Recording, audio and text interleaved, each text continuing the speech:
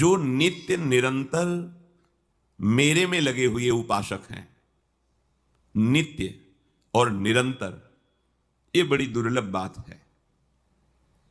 शरीर हमारा अनित्य है, तो इस शरीर से जितनी भोगी जाने वाली वस्तुएं सब अनित्य हैं, अनित्य माने नाशवान, और इससे जितनी क्रियाएं होती हो सब नाशवान है। नित्य हमारा स्वरूप है, नित्य हमारे आनंददाता प्रभु हैं। यदि इस नित्य संबंध को नित्य से कर लिया जाए तो निरंतर भजन होने लगे, पर हम अपने स्वरूप को जो नित्य है उसको भूलकर अनित्य शरीर, अनित्य संसार में सुख खोजने की वृत्ति से लग गए, इसलिए अब भजन नहीं होता।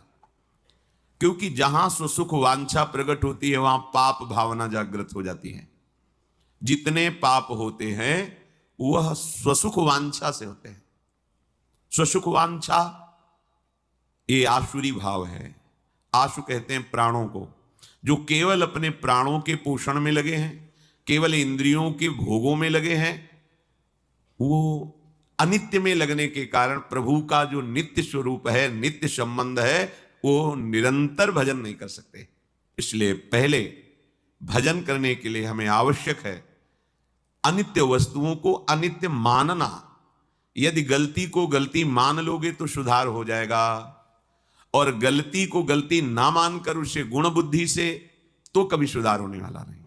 हम लोगों की सबसे बड़ी गलती ये हो गई है कि शरीर को मैं मान करके भोगों में सुख है, स्नेह संसार में सुख है, बस ये बहुत बड़ी भूल है, और सब हम इसी में विचर रहे हैं। ऐसा नहीं है कि कोई दो चार से भूल हुई हो। भूमि परत भा ढावर पानी, तिम जीवही माया लपटानी। जैसे आकाश से निर्मल जल गिरता है, पृथ्वी का स्पर्श होते ही मलिन हो जाता है, ऐसे ही जीवात्मा जो निर्मल परमात्मा का अंश है, इस शरीर में आते ही वो मलिन भाव को प्राप्त हो जाता है। देह भाव को प्राप्त होना ही ये मलिनता है, क्योंकि इसी से सारी मलिनताएं प्रकाशित होती हैं।